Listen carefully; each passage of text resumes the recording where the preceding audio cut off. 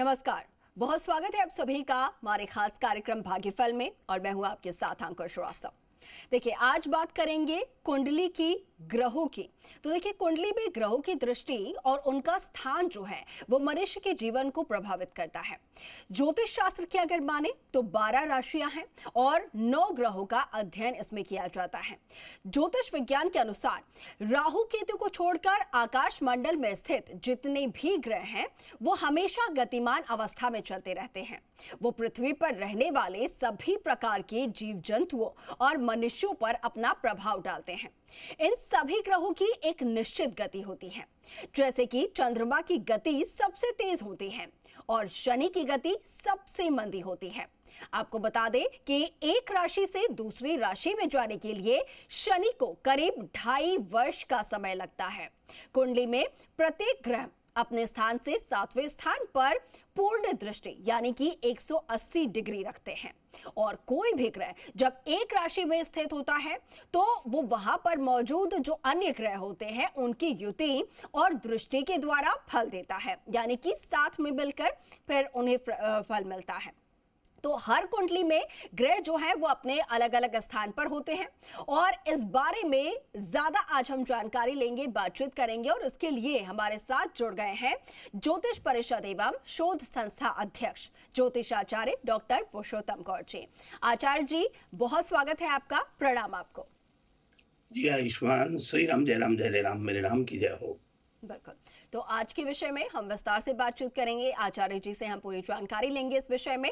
लेकिन उससे पहले हमारे दर्शकों से अपील है कि अगर आपके मन में कोई शंका है या फिर आपके जीवन में कुछ परेशानी चल रही है तो आप सीधा हमारे साथ जुड़ सकते हैं और आचार्य जी से अपनी समस्या का हल जान सकते हैं। इसके लिए हम हमारा नंबर टीवी स्क्रीन पर फ्लैश कर रहे हैं, जिस पर आप कॉल कर सकते हैं, हमसे संपर्क कर सकते हैं। ये नंबर है 0120-7153-787, 0120-7153-826।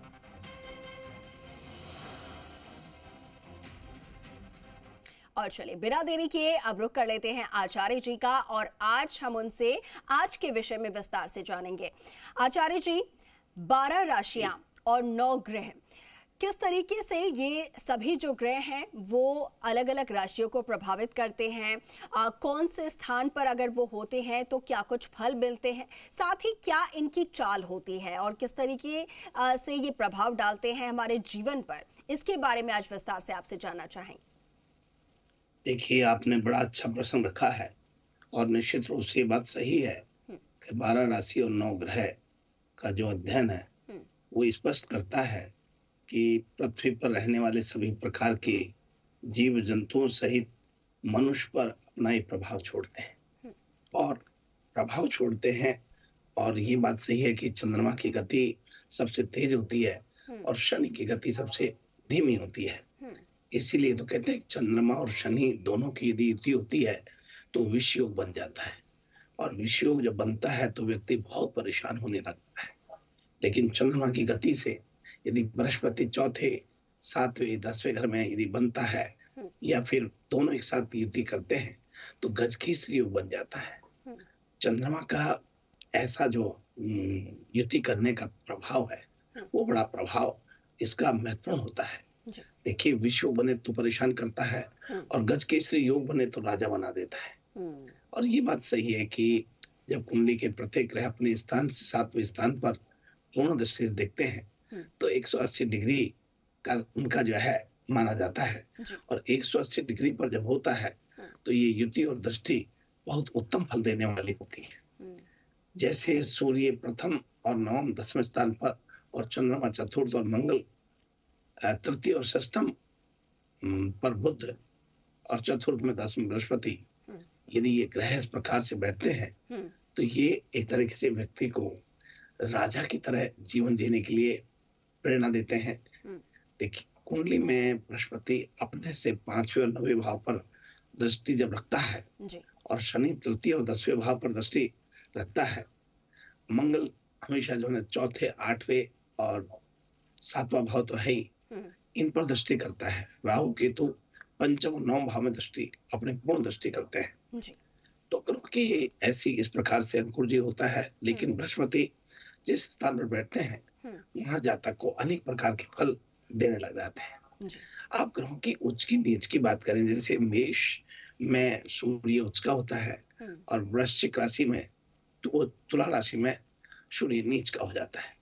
चंद्रमा वृषभ राशि में उच्च का हो जाता है, वृश्चिक राशि में नीच का हो जाता है। जी। मंगल की बात करें तो मकर राशि में उच्च का होता है, कर्क राशि में नीच का बन जाता है। और यदि हम बुध ग्रह की बात करें, कन्या राशि में उच्च का होता है, मीन राशि में नीच का हो जाता है। बृहस्पति कर्क राशि में उच्च का हो जाता है, मकर राशि में नीच का हो जाता है। शनि तुला राशि में उच्च का होता है, मेष राशि में नीच का बन जाता है। और राहु वृषभ राशि में उच्च का बनता है और वृश्चिक राशि में नीच का बन जाता है। जी। केतु वृश्चिक राशि में उच्च का होता है और वृषभ राशि में नीच का होता है। ये ऊंट उच्च नीच का जो बात कर रहे हैं, ये ग्रह अपना प्रभाव छोड़ते हैं। कहाँ उच्च के बन के बैठे हैं, किस घर में बैठे हैं, किसके साथ बैठे हैं, यही हम दर्शकों को आज बतलाना चाहते हैं। जी। और जो बात शेयर करना चाहते हैं वो ये है कि ग्रह उच्च के और नीच के अपना प्रभाव छोड़ते हैं। जी। इनके प्रभाव, इनकी दृष्टि, पूर्ण दृष्टि, ये आपके भौतिक, सांसारिक और सामाजिक सभी दृष्टिकोण से बदलाव देते हैं। लेकिन ये सावधानी पूर्वक विशेष रूप से जन्म पत्रिका विश्लेषण कराते हुए, जन्म पत्रिका अवलोकन कराते हुए, ग्रहों की चाल और दृष्टि को देखते हुए उपाय भी करने चाहिए। बिल्कुल जी बिल्कुल। तो चाल और दृष्टि को देखते हुए ग्रहों की उपाय करने चाहिए ताकि आपके जीवन में जो भी समस्याएं हैं उनका समाधान हो सके, या जो भी कष्ट हो रही हैं वो कष्ट थोड़े कम हो जाए। आचार्य जी, ये जो 9 ग्रह हैं ये जब नीच का होते हैं तब किस तरीके का प्रभाव या दुष्प्रभाव हमारे जीवन में डालते हैं, किस तरीके की परेशानियां आने लगती हैं, इसके बारे में ज़रा बताइएगा। एक एक ग्रह, जैसे कि अगर चंद्रमा नीच का है तो उससे क्या दुष्प्रभाव होंगे, क्या परेशानियां जीवन में आएंगी, या फिर अन्य बाकी जो ग्रह हैं वो कैसे प्रभावित करते हैं? जैसे अपन सूर्य से बात करते हैं, सूर्य जब तुला राशि का होता है तो नीच का होता है। और नीच का जब सूर्य होता है तो व्यक्ति का मान सम्मान, यश, कीर्ति, वैभव, कहते हैं कि मैं काम बहुत करता हूँ लेकिन मुझे श्रेय नहीं मिलता। तो श्रेय नहीं मिलने के पीछे कारण क्या है? क्या कारण है? जी। कि वो सूर्य आपका कारण बनता है। कि आपको मेहनत करने के बाद, आपकी योग्यता होने के बाद भी सफलता नहीं मिल रही, तो सूर्य नीच का होना है। और कई व्यक्ति काम करते हैं दूसरे और नाम अपना होता है, उनके सूर्य उच्च का होता है। जी। ऐसे ही चंद्रमा है, चंद्रमा किसी का नीच का हो तो उसको मानसिक शांति और आलस्य, ऐसी स्थिति मां से विरोध हो जाता है। और जब चंद्रमा उच्च का होता है तो महाराज फिर वो चमकता है, वो अंधेरे में प्रकाश करने लग जाता है। जी। तो ग्रह अपने ऊंच नीच से सभी को प्रभावित करते हैं। बिल्कुल। तो ग्रह जो है वो अपने उच्च नीच से सभी जितने भी मनुष्य हैं या फिर जितने भी जीवित यहाँ पर वस्तु हैं उन्हें सभी को प्रभावित करता है। साथ के साथ क्योंकि आचार्य जी हमारे जो दर्शक हैं वो भी बेसब्री से इंतज़ार कर रहे हैं, फोन लाइन पर हमारे साथ जुड़े हुए हैं, तो उनकी और भी हम रुक कर लेते हैं और उनसे भी जान लेते हैं क्या कुछ उनकी समस्याएं हैं। फोन लाइन पर हमारे साथ हमारे दर्शक हैं। बहुत स्वागत है आपका जी राजस्थान पर हमारे खास कार्यक्रम भाग्य फिल्म में, और आप आचार्य जी से अपना सवाल कर सकते हैं। हेलो गुरु जी, राधे राधे। राधे राधे। हाँ गुरु जी, आपकी तो बहुत कृपा है गुरु जी, आपकी कृपा से तो मेरा काम हो रहा है गुरु जी। तो मैं लड़की के आपको बताया था, मोनिका सिंह और अभी मैडम सिंह। तो गुरु जी अभी हमने आत्मार को उनका रोका करना है गुरु जी परसों। तो गुरु जी कौन सा मुहूर्त है जिस टाइम उनका रोका करें गुरु जी? आपको बहुत बधाई हो, बहुत मंगल शुभकामना हो। आप उनका रोका नवरात्रा में 4 तारीख के दिन सोमवार या फिर 7 तारीख के दिन शुक्रवार वहां रोका कर लीजिए, सबसे श्रेष्ठ मुहूर्त है नवरात्रि में, इसी नवरात्रि में। और बहुत पहले आपको आशीर्वाद दोनों बच्चों को जिनका रिश्ता तय किया है, क्योंकि वो रिश्ता बैठना ही था, और हमने आपको हमारे इसी जी न्यूज चैनल के माध्यम से 10 दिन पहले ही बोला था, 10-15 दिन पहले, कि ये लड़के से रिश्ता निश्चित रूप से होगा और ये बहुत अच्छा रहेगा और ये एकदम बहुत श्रेष्ठ रिश्ता है। बिल्कुल। तो और भी दर्शक जी। हमारे साथ जुड़ रहे हैं, उनका भी रुख कर लेते हैं। आचार्य जी बहुत स्वागत है और आप अपना सवाल कर सकते हैं। क्या समस्या है बताइए। मैं चूरू से बोल रहा हूँ।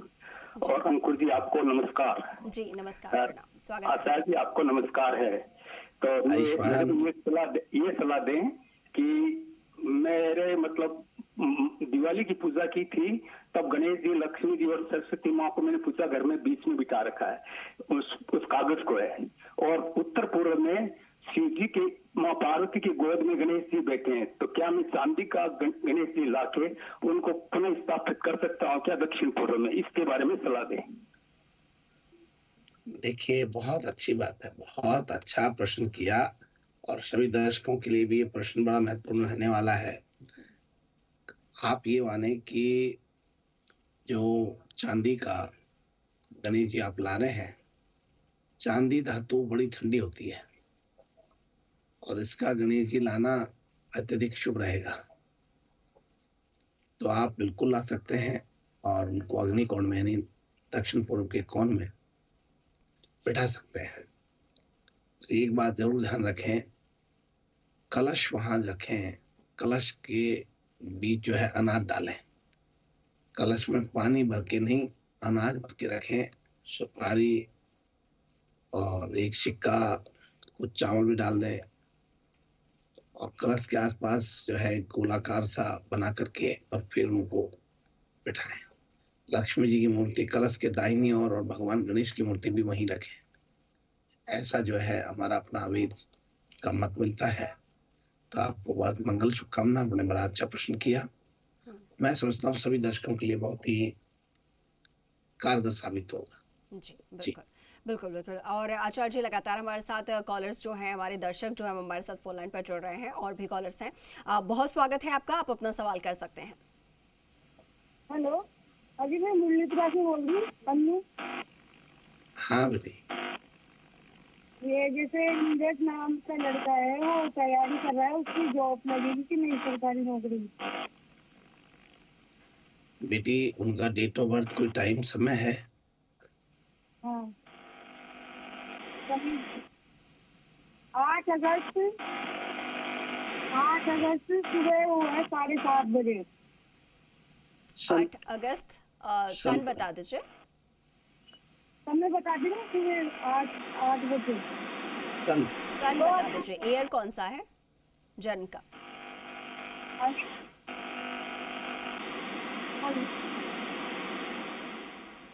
बेटी सन कौन सा है?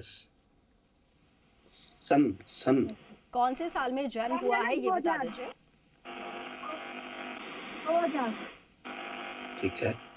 अच्छा बेटी, 8 बजे हुआ है, उदयपुर में हुआ है। और देखिए ये बच्चा जो है बुध की महादशा चल रही है और शुक्र का अंतर है, केतु का प्रतंत्र है। बुध इनका यहाँ द्वितीय और एकादश भाव का स्वामी हो रहा है। सिंह लगन से बुध का क्रियात्मक स्वभाव थोड़ा मतलब परेशानी देने वाला है, क्योंकि बुध पाप ग्रहों के मध्य बैठा है। तो आप बुधवार के दिन गणपति को दुर्वा अर्पण कराइए, अवश्य इनको सफलता मिलेगी। राहु मंगल पापी ग्रह हैं और बुध पाप ग्रहों के मध्य बैठा है, इसलिए आप ऐसा करिए, अवश्य आपको लाभ होगा और बच्चा बहुत ही तरक्की करेगा। जी बिल्कुल। और भी दर्शक हमारे साथ फोन लाइन पर है, बहुत स्वागत है, आप अपना सवाल कर सकते हैं। क्या आपकी परेशानी है, क्या समस्या है, बताइए। हेलो गुरु जी प्रणाम, मैं सत्यनारायण बात धाम से।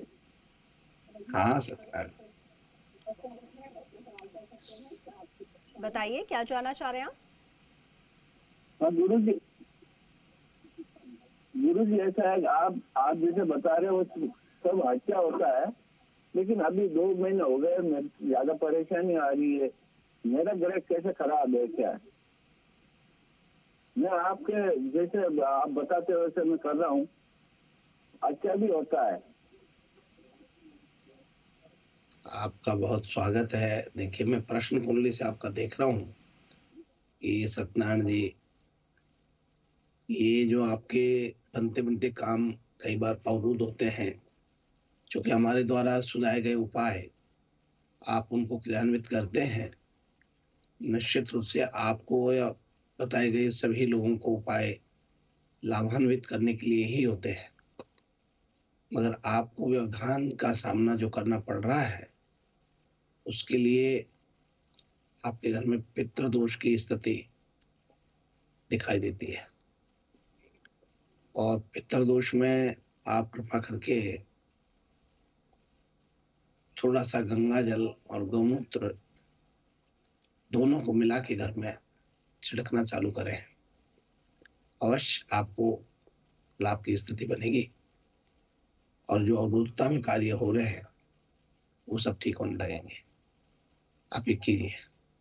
बहुत मंगल शुभकामनाएं। जी बिल्कुल।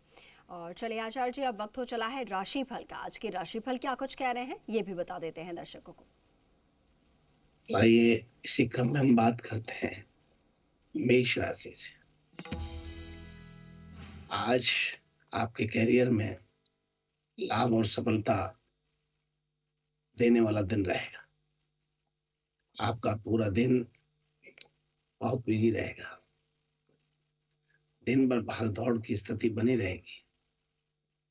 आपका भौतिक और सांसारिक दृष्टिकोण से आज कुछ बदलाव की स्थिति हमें दिखाई देती है।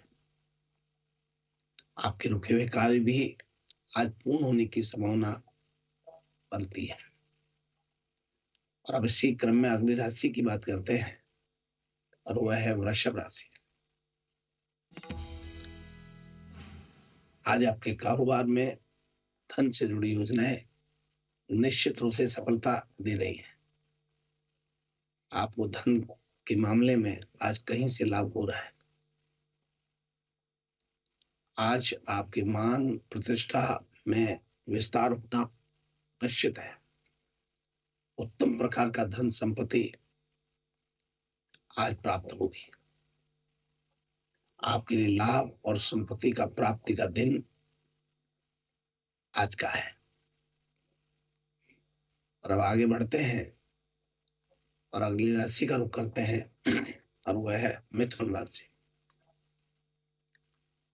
मिथुन राशि के सभी जातकों को आज आनंद में दिन बीतने वाला है। रुकी हुई योजनाएं फिर से आरंभ होने की खुशी मिलेगी। आज सेहत को लेकर के सावधान रहने की आवश्यकता है। अतिथि और मेहमान भी कुछ लंबा पड़ाव डाल सकते हैं। आपको काफी खुशी का अनुभव होगा और धन समृद्धि के मामले में आपके लिए लाभ की स्थिति आज बनी रहेगी।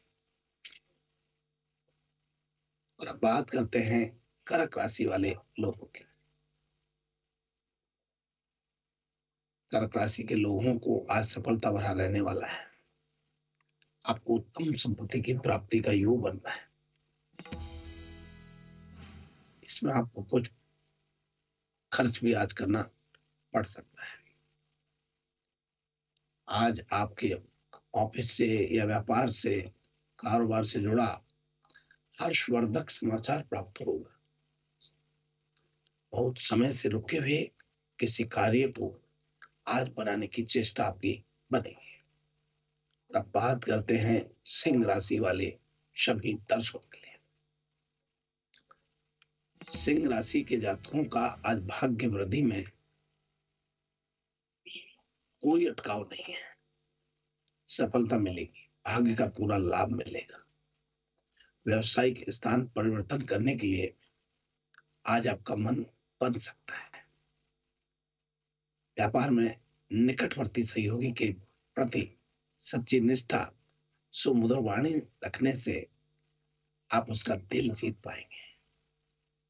और अब इसी क्रम में बात कर रहे हैं कन्या राशि वाले दर्शकों की। आज आपको सफलता से भरा दिन रहेगा। हर मामले में भाग्य का साथ मिलेगा। नौकरी कारोबार में आप बेहतर कर पाएंगे। बहस और टकराव से आपको बचना चाहिए। आपस में झगड़े करने से बचना चाहिए। और अब बात करते हैं तुला राशि वाले सभी दर्शकों की। तुला राशि के जातकों को पूर्ण कारोबार में लाभ का साथ मिलेगा। आज दिन में आनंद के साथ रहेंगे। आपके सौंदर्य में वृद्धि होगी। किसी निकट मित्र की सलाह लें।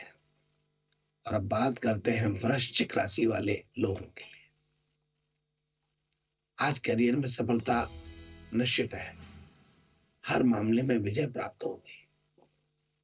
आज आपके मौज मस्ती का दिन रहने वाला है। और अब इसी क्रम में बात करते हैं धनु राशि वाले लोगों के लिए।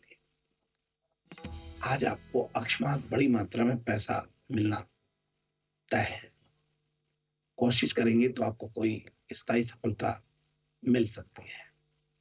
कारोबार में भी अच्छा मुनाफा मिलेगा। और इसी क्रम में बात करते हैं मकर राशि वाले लोगों के लिए।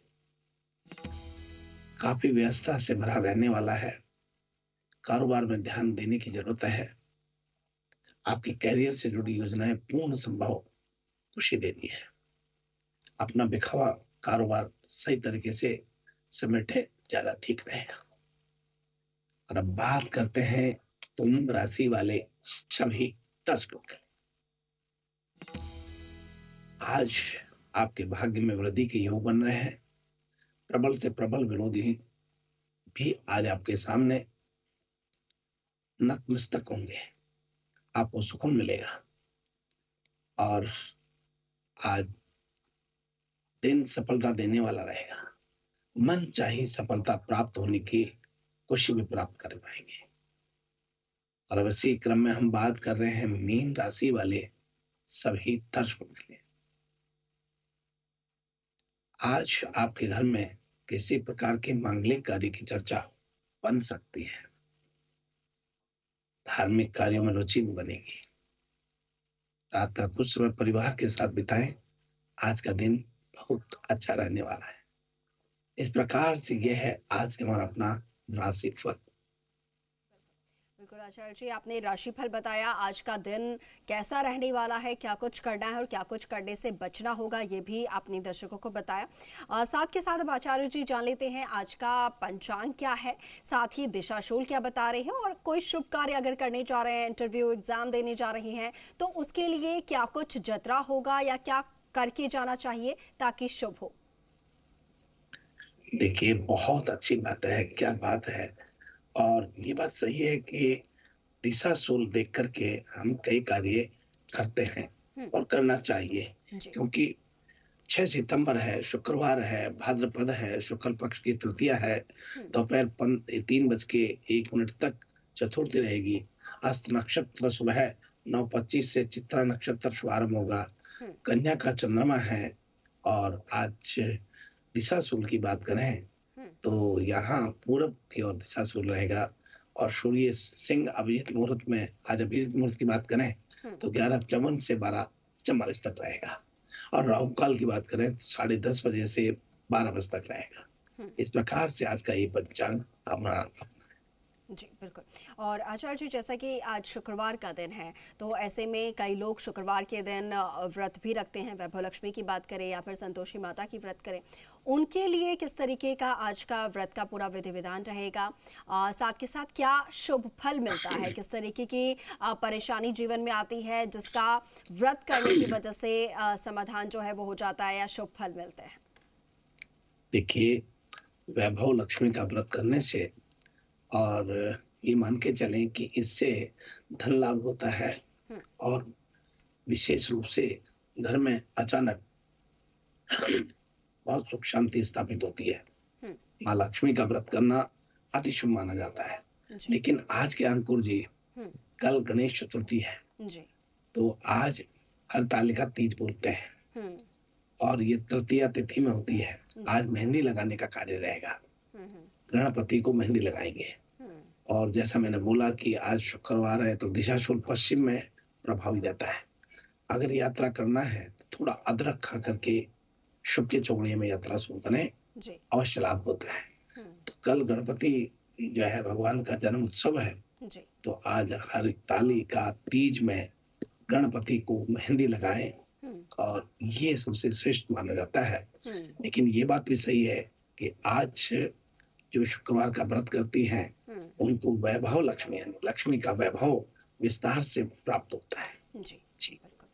इसके साथ ही क्योंकि आचार्य जी आपने तीज हरतालिका तीज व्रत का जिक्र किया है और ये व्रत जो है वो बहुत ही कठिन भी होता है, तो इस व्रत को करने से क्या कुछ फल मिलता है, ज़रा ये भी बताइएगा। इसके क्या विधि विधान हैं, क्या मान्यताएं हैं, ज़रा इसके बारे में भी जानकारी दीजिएगा।